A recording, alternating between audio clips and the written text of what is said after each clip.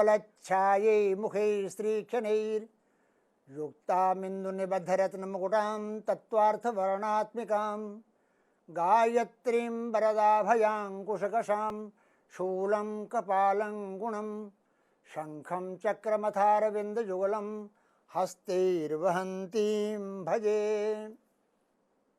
सभी भक्तजनों का हार्दिक अभिनंदन। इस कार्यक्रम में आप सबका स्वागत। आप अपनी मनोकामनाओं को पूर्ण करने के लिए, माता से प्राप्त करने के लिए जो जो प्रतिज्ञाएं की हैं, उन प्रतिज्ञाओं को प्राप्त करने के लिए आप निश्चित ही तन मन धन से और अपनी स्वच्छ भावनाओं से माता की आराधना कर रहे हैं। इस अवसर पर आप पूजा कर रहे हैं चंद्र घंटा की। चंद्र घंटा की पूजा विशेष दानव दैत्य राक्षसों को दूर भगाने वाली है और मनोभिलषित कामनाओं को पूर्ण करने वाली है। चंद्र घंटा का स्वरूप बहुत शांतिमय है। इनके मस्तक में घंटे के आकार का अर्धचंद्रमा विद्यमान है, इसीलिए इनको चंद्र घंटा कहा जाता है। और इस घंटे के निनाद से, इस घंटे की आवाज़ से राक्षस प्रकंपित होते हैं, भूत प्रेत आदि बाधाएं दूर होती हैं और जो भी अरिष्टकारक बाहर की जो शक्तियाँ हैं वो चंद्र घंटे के निनाद से, इनके आवाज़ से ही वो प्रकंपित रहते हैं। सभी भक्तजनों को ये चाहिए कि आप जब भक्ति करते हैं तो उस भक्ति में तल्लीन रह कर के अपने आज्ञा चक्र में, आपसे मैं कह नहीं सका हूँ, प्रथम नवरात्र में मूलाधार में मन स्थिति होती है, द्वितीय नवरात्र में स्वाधिष्ठान में मन की स्थिति होती है और तृतीय नवरात्र में मणिपुर चक्र में मन की अवस्थिति होती है। आज आप मणिपुर चक्र में आपके मन की अवस्थिति सब प्रकार के भक्तों की है और इस चक्र में स्थित रह कर के भक्तजन भगवती की आराधना करते हैं और भगवती की आराधना से मनोभिलषित कामनाओं को पूर्ण करने के लिए प्रार्थनाएं करते हैं। और जब आप अपने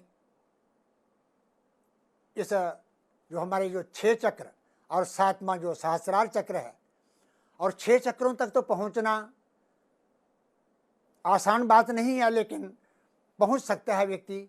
अच्छा भक्त, अच्छा कोई योग को जानने वाला और अच्छे ध्यान को करने वाला निश्चित ही उस आज्ञा चक्र में स्थित रह करके, मन की अवस्थिति रख करके उस तत्व की, उस चेतना की, उस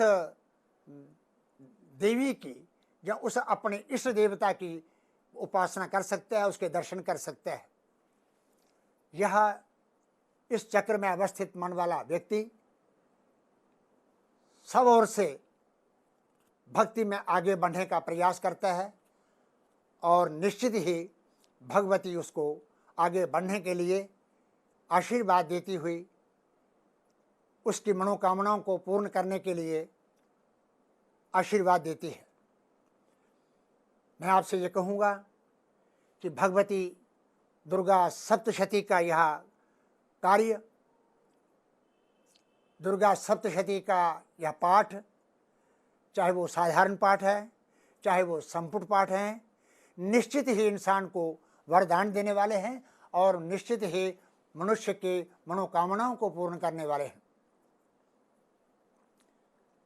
बहुत से भक्त इन नवरात्रों में अपने शरीर में जो रोग है उन रोग को दूर करने के लिए प्रार्थनाएं करते हैं और ये रोग बहुत से सामान्य रोग भी हैं और सामान्य रोगों के अलावा बहुत से दुस्साध्य रोग जो रोग ऐसे हैं जो कठिन से दूर होते हैं, ऐसे रोग भी हैं। उन रोगों को दूर करने के लिए भगवती की शरण में जा कर के आप यदि इस मंत्र का 1.25 लाख या इससे अधिक जप करें और गिलो जो है, गिलो के खंडों को लेकर के, गिलो के टुकड़ों को लेकर के घी में भिगो करके उसकी आहुतियाँ दें,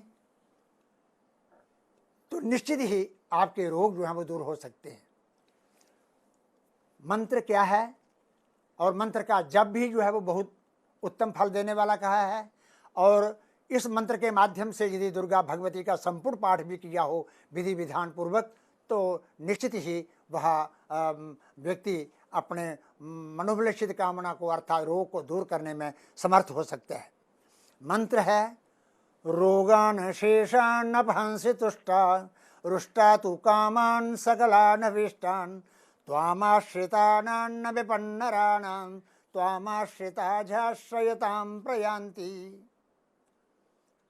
मंत्र जब आप जप करते हैं तो मंत्र के अर्थ की भी भावना यदि साथ करेंगे तो मनोभिलषित कामना शीघ्र ही पूर्ण होगी। मंत्र में कहा गया है रोगान शेषान अपहंसि तुष्टा। हे माँ, हे जगत जननी, जगदम्बा, आप जब प्रसन्न हो जाती हैं, भक्ति पर प्रसन्न हो जाती हैं, भक्तों पर प्रसन्न हो जाती हैं, तो जितने भी रोग हैं उन रोगों को आप दूर करती हैं। और रुष्टातु कामान सकलान विष्टान, यदि आप रुष्ट हो जाती हैं तो सब प्रकार की अभिलषित जो कामनाएं हैं उन कामनाओं को आप नष्ट कर देती हैं।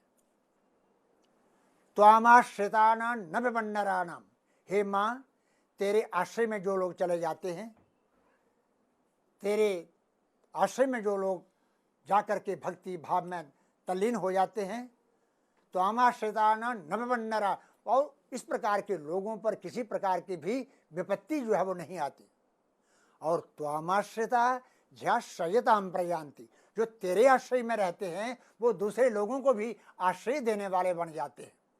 कितनी बड़ी बात है कि भगवती माँ के आश्रय में जाने वाले जो लोग हैं वो दूसरे लोगों को भी आश्रय देने वाले बन जाते हैं। और क्योंकि माता की जब कृपा होती है तो माता सब प्रकार की व्याधियों को दूर करती है, कष्टों को दूर करती है, दुस्साध्य रोग, असाध्य रोग जो हैं, असाध्य रोगों को दूर करती है।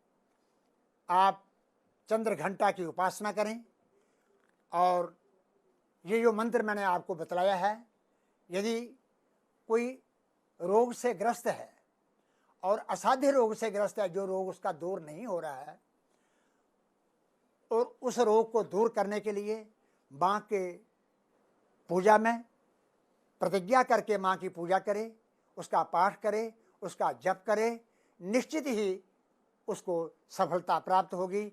लेकिन ये ध्यान में रखिए कि भावना यदि थोड़ी सी भी आगे पीछे हुई तो माँ नाराज हो जाती है, क्योंकि ध्यान ही सब कुछ है। एक ध्यान होता है और एक ध्याता होता है, एक ध्येय होता है। ध्येय वह है जिसका हम ध्यान करते हैं। ध्याता कौन है? जो ध्येय करता है, हम लोग जो हम वो ध्याता है। और ध्यान जिस प्रकार का हम ध्यान पर सबसे पहले हमने किया, वो ध्याता, ध्यान और ध्येय तीनों जो हैं अपने आप में बहुत बड़े एक सशक्त माध्यम हैं उस भक्ति मार्ग में। मैं इस शुभ अवसर पर आप सबको, सभी भक्तजनों को, दुर्गा माता के सभी भक्तजनों को बधाई देता हूँ। इस तृतीय नवरात्र के अवसर पर, चंद्र घंटा के दर्शन के अवसर पर मैं भगवती से प्रार्थना करता हूँ कि भगवती वैष्णवी का यह तीसरा रूप आप सबका कल्याण करे, आप सबकी मनोभिलषित कामनाओं को पूर्ण करे और आप दिन प्रतिदिन आगे बढ़ें। इन्हीं शब्दों के साथ मैं एक मंत्र के माध्यम से आपको आशीर्वाद दूंगा। शतंजीव शरदो शत हेमंतान शतमुपसंतान शतायुषा हविषेमं पुनर्दुः। इस प्रकार से आप दीर्घायु हों और दीर्घायु होते हुए आप संसार में सभी वर्गों में एक रास्ता लाएं, समान भावता लाएं और अपने अपना जो जिस व्यक्ति का जो कर्तव्य है उस कर्तव्य में निश्चित रूप से दृढ़ रहें। और यदि कर्तव्य पथ से कोई च्युत नहीं होता तो निश्चित ही उस परम पद को प्राप्त करता है, निश्चित ही उस साधना से फल प्राप्त करता है, अच्छे पद प्राप्त करता है। इसलिए समाज में हम सब के जितने भी जो कर्तव्य हैं उन कर्तव्यों से हम कभी विचलित ना हों और उन कर्तव्यों को करते रहें। और निश्चित ही ये जगत जननी जगदम्बा जो है, ये चंद्रघंटा का रूप जो है आप सबका कल्याण करेगी। धन्यवाद। जय भारत, जय माता की।